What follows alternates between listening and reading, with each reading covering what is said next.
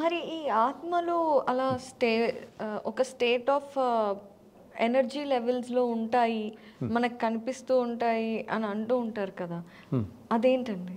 అది అవి చాలా కష్టం, అంత సింపుల్గా ఎక్స్ప్లెయిన్ చేయటం వాటిని. రైట్. జనరల్లీ చాలామంది వెంటనే తీసుకుంటారు బర్త్.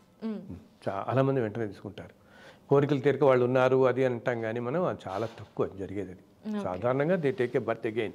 వాళ్ళ ప్రారంభ క్రమాలు బట్టి వాళ్ళ ట్రావెల్ వాళ్ళు మళ్ళీ వెళ్ళిపోతుంటారు, ఇటు వెళ్ళిపోవాలి అటు వెళ్ళిపోతారు. ఓకే, అదే ఇది మెట్రో స్టేషన్ లాగా ఆగడాలు అంతే అంతే అంతే తక్కువ, చాలా తక్కువ. ఓకే. ఏంటంటే కొంతమంది మహానుభావులు లాంటి వాళ్ళు వాళ్ళ ప్రత్యేక కార్యాల కోసం వాళ్ళు వచ్చినప్పుడు ఆ కార్యం కోసం వచ్చి ఫలానా ఆ పుట్టడం కూడా ఎవరో మహానుభావులు ఎక్కడో పుట్టి ఆ కార్యం అయిపోగానే భగవంతుడి దగ్గర ఉండి మళ్ళీ ఓ 400 సంవత్సరాల తర్వాత మళ్ళీ జన్మ తీసుకుంటారు అవసరం వచ్చినప్పుడు. ఇందాక మనం అనుకున్నట్టు రమణ మహర్షి లాంటి వాళ్ళు they come for a cos, ఆ సోల్ ఇట్ సెల్ఫ్ మళ్ళీ భగవంతుడి దగ్గరే ఉండి ఓకే మళ్ళీ ఎప్పుడైతే అవసరం ఉందో భూమి ధర్మం అది అప్పుడు మళ్ళీ they take a birth again. అప్పుడు దాకా ఆ సోల్ అక్కడే ఉంటుంది, వారి దగ్గర ఉంటుంది. అందుకని మనందరం ఇలా బయట తిరుగుతూ ఉండం, టేక్ బర్త్ అగైన్. నన్ను అందరం చెప్తున్నా. సో మనం ఇమీడియట్గా ఎప్పుడు ఒకటే గుర్తుంచుకోవాలి. నేను చెప్తాను, కోట్ల జన్మలు అంటాం. ఒక జన్మ 2 జన్మల ఎన్ని కోట్ల జన్మలు. ఇప్పుడు అందరూ ఏంటంటారు, రామాయణం జరిగిందని ఒప్పుకుంటాం, భాగవతం జరిగిందని నమ్ముతాం కదా. మహాభారతం జరిగి 5,000 సంవత్సరాలు, మరి రామాయణం జరిగి కొన్ని లక్షల 4 లక్షల సంవత్సరాలు అయింది రామాయణం. ఆ రామాయణం టైము 8 లక్షల సంవత్సరాలు ఉంది. రామాయణం ఉందని నమ్మినప్పుడు ఇన్ని 8 లక్షల సంవత్సరాలు 12 లక్షల సంవత్సరాలు ఇన్ని యుగాలు అవుతుంటే మరి మనం కూడా ఇంట్లో జన్మించాంగా అలా ట్రావెల్లో. అంటే ఎన్ని కోట్ల జన్మలు ఎత్తుంటాం ఇప్పటికి? అన్ని కోట్ల జన్మించామంటే మనది ఎంత ఉంది, మన కర్మ మనం తీర్చుకోవాల్సింది. ఈ ట్రావెల్ ఇలా వెళ్తూ ఉంటుంది మనం. అయితే మనం ఇంత డిస్కస్ చేసాము, ఇంత డిస్కస్ చేసిన తర్వాత అందరికీ వచ్చేది ఒకటే ప్రశ్న అండి, మరి కర్మఫలాన్ని తగ్గించుకోవటం ఎలా? Exactly, very good question. కర్మఫలం తగ్గించుకోవటం ఎలా అంటే ఫస్ట్ నువ్వు పాపం చేయటం మానే. పాప పనులు నీకు తెలిసింది కూడా ఎవరిని హర్ట్ చేయటం కానీ, పాపం అంటే ఎవరినో కొట్టడమో కూడా కాదు, పరుషంగా మాట్లాడటం కూడా అనమాట, నిందిస్తూ మాట్లాడటం కూడా. ఇవి చేస్తూ ఇవి తగ్గించుకుంటూ ఇప్పటి నుంచి మనం ఈ జన్మలో తగ్గించుకుంటూ పాపం వల్ల ఉంటూ తగ్గించుకుంటూ మంచి పనులు చేస్తూ కూడా ఏమిటి పుణ్యం చేస్తూ కూడా నేను పుణ్యం చేస్తున్నాను అనుకోకూడదు.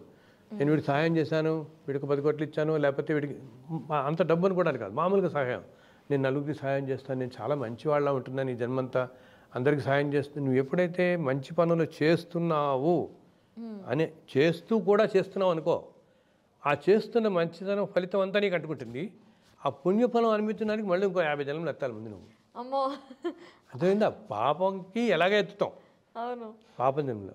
సో చేసే పుణ్యఫలం అనుభవించడానికి కూడా ఎత్తి మళ్ళీ కొన్ని 100 జన్మల్లో ఎత్తుతూ ఎక్కడొక్కడ మళ్ళీ స్లిప్ అవ్వకుండా ఉన్నాం. ఓకే, అందుకనే ఏం చెప్తారు, మోక్షానికి దగ్గర అవ్వటం వలన మంచి జన్మల్లో సంస్కారంలో వెళ్ళాలన్నా నువ్వు మంచి పనులు చేస్తున్నా ఇది నేను కాదు, ఇది నేను చేయటం లేదు అంటే సర్వకృష్ణార్పణం అంటామే మనం. అసలు నువ్వు నేను చేస్తున్నాను అనుకోకూడదు, అంతే. అది ఆ చెయ్యి అంతే, అక్కడితో ఊరుకు, దాని గురించి ఆలోచించకు, నలుగురికి చెప్పకు, అనవసరం. అసలు నేను ఇస్తున్నానని కూడా అనుకోకు. నేను ఇస్తున్నాను అనగానే అది మనకు అంటుకుంటుంది, మూమెంట్ ఆ ఫలం అంటుకుంటుంది మనకి వెంటనే. ఆ పుణ్యఫలం ఎవరికైతే చాలా కష్టంలో ఉన్నవాడికి డబ్బు అంటే అది గబుక్కుని అర్థమవుతుందని చెప్తున్నాం. 50,000 ఇచ్చాం, చాలా కష్టం, వాడు ఇచ్చినా ఇవ్వకపోయినా. వాడు ఇచ్చేటప్పుడు కూడా అనుకుంటాం మనం, అరే పాప వీడు చాలా కష్టంలో ఉన్నాడు, ఇచ్చినా ఇవ్వకపోయినా పర్వాలేదు అని నీకు ఇచ్చేస్తున్నాను 50,000, నువ్వు ఇవ్వకపోయినా పర్వాలేదురా అంటాం. అని యూ ఫీల్ లిటిల్ ఈగోయిస్టిక్ కదా లోపల. చూసావు నేను ఇలా అనుకున్నాను, నువ్వే ఇవ్వకపోయినా పర్వాలేదు అనుకుని చెప్పి దానం ఇచ్చేసా వీడికి 50,000 అని చాలా ఫీల్ అవుతాం కదా. వెంటనే అది పట్టుకుంటున్నాను. ఒక చిన్నది ఇలా పట్టుకుంటే తెల్లాలేస్తే ఎన్నో మంచి పనులు చేస్తూ కూడా ఇవన్నీ నేనే చేస్తున్నాను అనుకునే వాళ్ళు పని ఏమో ఇంకా ఇవన్నీ అనుభవించడానికి మళ్ళీ కొన్ని జన్మలు ఎత్తుతూ, ఇన్ని జన్మలు ఎత్తిన తర్వాత మానవ జన్మ విశిష్టన ఎప్పుడూ ఒకేలా ఉండదు కదా, ఏదో ఒక చోట డౌన్ అవుతుంటారు, మళ్ళీ ఈ చక్రంలో పట్టుకుంటారు. అందుకనే ఏ పని ఎప్పుడు చేస్తున్నా నిశ్చలంగా ఉండాలంతే. తప్పు పనులు ఎలాగో చేయొద్దు, మంచి పనులు చేస్తున్నా సంతోషంగా ఉండి అంతే. అంతేగాని ఇది నేను చేస్తున్నాను అసలు ఎప్పుడు రాకూడదు, ఆ ఆలోచన తెచ్చుకోకూడదు. కష్టం ఇది. మన వాళ్ళు ఇంగ్లీష్లో అంటారు ఈజియర్ సెడ్ దాన్ డన్ అని. చెప్పడం తేలిక కానీ అది కూడా అలవాటు అయితే ఒకటే. అలవాటు పరుచుకుంటే వస్తుంది తల్లి. నువ్వు ఈ జన్మలో మొదలుపెట్టు, ఇంకో 10 జన్మలకు వస్తుంది నీకు, 50 జన్మలకు వస్తుంది. ఈ రోజున మన చుట్టుపక్కల కొంతమందిని అంటాం, వీళ్ళు చాలా స్థితిప్రజ్ఞతతో ఉంటారు, పాపం అన్నిటికీ చలించరు, కష్టాలు వచ్చినా అన్నీ వచ్చినా నవ్వుతూ తీసుకుంటారు, ఎవరికైనా సహాయం చేసినా నలుగురికి చెప్పరు వీళ్ళు అనుకుంటామే. అది ఎందుకు?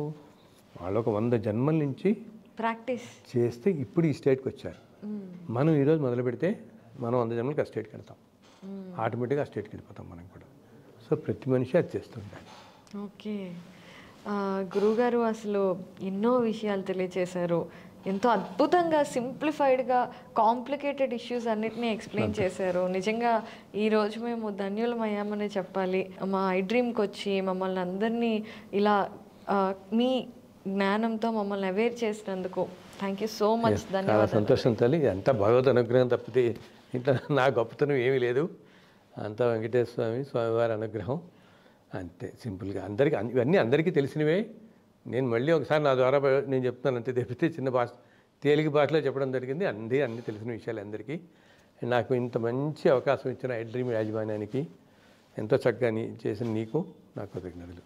ధన్యవాదాలండి. శుభమస్తు.